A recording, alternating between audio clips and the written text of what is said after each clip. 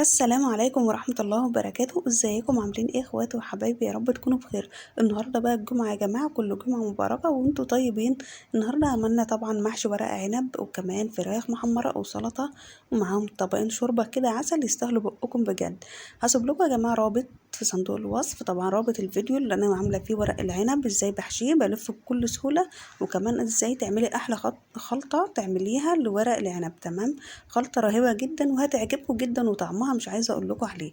ايه رأيكم في الغدا بتاعنا النهاردة يا جماعة؟ اكتبوا لنا كده في الكومنتات، وكمان صلوا على النبي في الكومنتات يا جماعة، علشان طبعا يوم الجمعة بنكسر من الصلاة على النبي عليه افضل الصلاة والسلام. وكمان يا جماعة تقولوا ايه رأيكم بجد، لان النهاردة انا بسأل جوزي انت اكتر محشي بتحبه ايه، ورق العنب ولا الكرنب ولا البتنجان ولا الكوسة؟ قال لي بصراحة البتنجان والكوسة. فلما دق بقى ورق العنب وجمال ورق العنب غير رأيه تماما. اتفضلوا معانا بقى يا احلى فانز في الدنيا، واستنونا ان شاء الله فيديوهات كتيرة جدا. واللي اول مرة يشوف قناتي هينزل يشترك فيها ويفعل زرار الجرس عشان يوصل لكم اشعارات بالحاجات اللي بنزلها. باي باي.